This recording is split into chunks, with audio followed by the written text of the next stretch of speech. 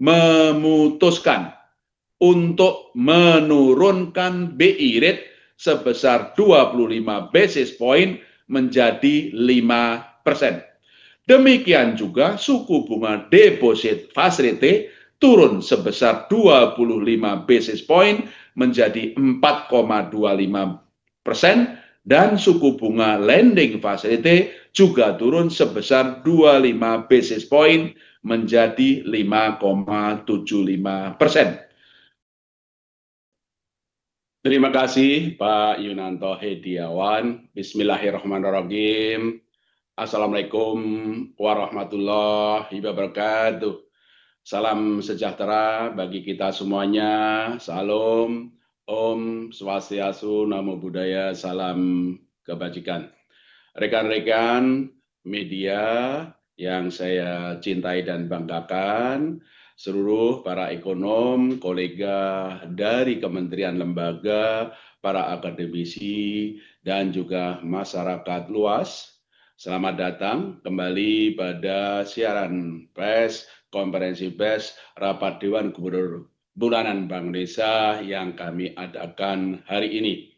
Saya Peri Warjio, Gubernur Bank Indonesia, beserta seluruh jajaran anggota Dewan Gubernur Bank Indonesia, Bu Destri Damayanti, Deputi Gubernur Senior, beserta juga Deputi Gubernur Yuda Agung, Deputi Gubernur Aida S. Budiman, Deputi Gubernur Fianingsih Hendarta, dan Deputi Gubernur Riki Perdana Gozali akan menyampaikan pokok-pokok hasil pembahasan dan respon bauran kebijakan Bank Indonesia yang kami lakukan dalam rapat Dewan Gubernur Bulanan 2 hari ini 19 dan 20 Agustus 2025.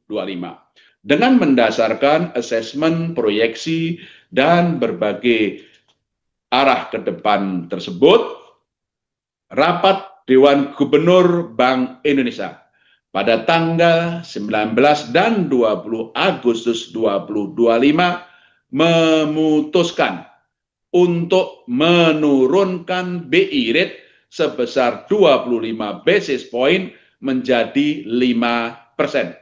Demikian juga suku bunga deposit facility turun sebesar 25 basis point menjadi 4,25% dan suku bunga lending facility juga turun sebesar 25 basis point menjadi 5,75%.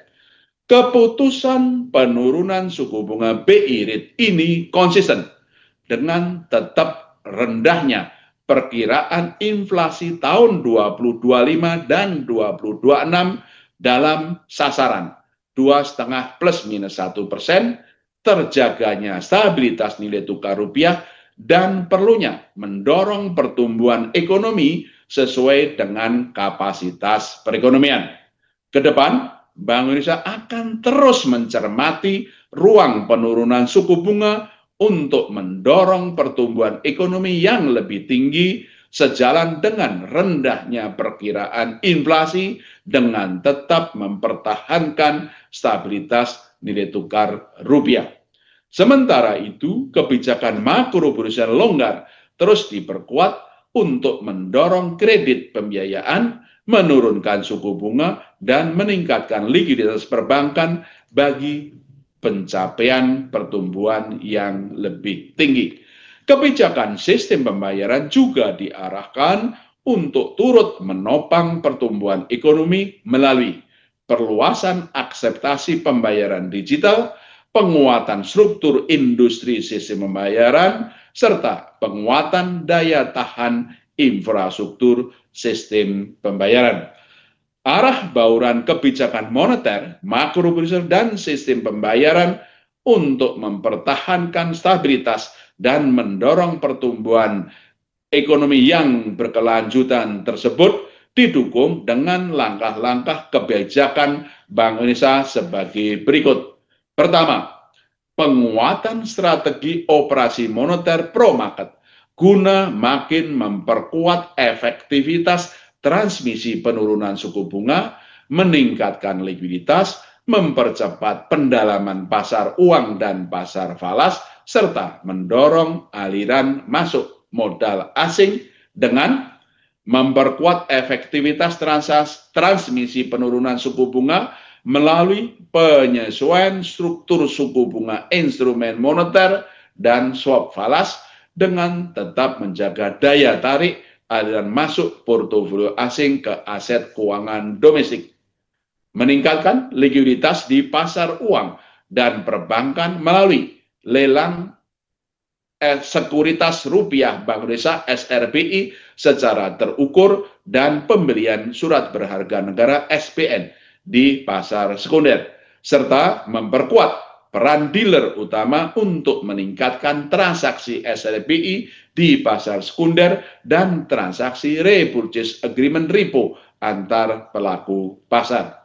Kedua, penguatan strategi stabilisasi nilai tukar rupiah yang sesuai dengan fundamental melalui intervensi baik melalui transaksi spot dan domestic non-delivery forward di pasar domestik maupun transaksi non-delivery forward NDF di pasar luar negeri. Strategi ini disertai dengan pembelian surat berharga negara SPN di pasar sekunder untuk meningkatkan likuiditas dan menjaga stabilitas pasar keuangan. Ketiga, penguatan publikasi asesmen transparansi suku bunga dasar kredit SPDK dengan pendalaman pada suku bunga kredit berdasarkan sektor prioritas yang menjadi cakupan kebijakan insentif likuiditas makro Brusel KLM. Asesmen lebih lanjut ada dalam lampiran siaran pers ini. Keempat, perluasan akseptasi digital melalui penguatan pemahaman pengguna dan merchant atas implementasi KRIS antar negara Indonesia-Jepang untuk koridor Indonesia outbound.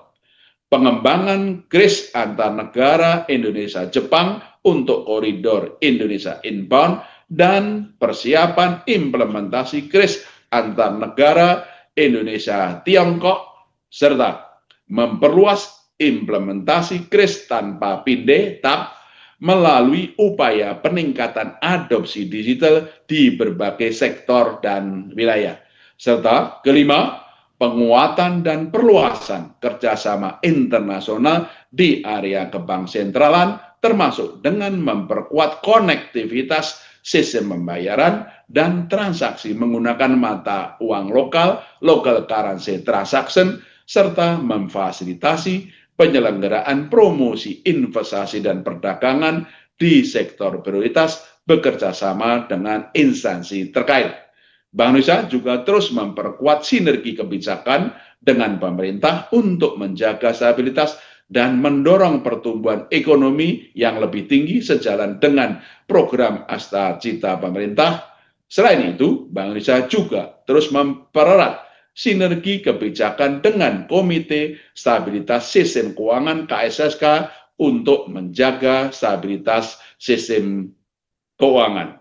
Demikian pokok-pokok hasil rapat Dewan Gubernur Bank Indonesia pada 19 dan 20 Agustus 2025 yang bertajuk BI Rate turun 25 basis point menjadi 5%, mempertahankan stabilitas, mendorong pertumbuhan ekonomi lebih tinggi. Sekian Pak Yunanto dapat kami sampaikan. Silahkan dipandu untuk sesi tanya jawab.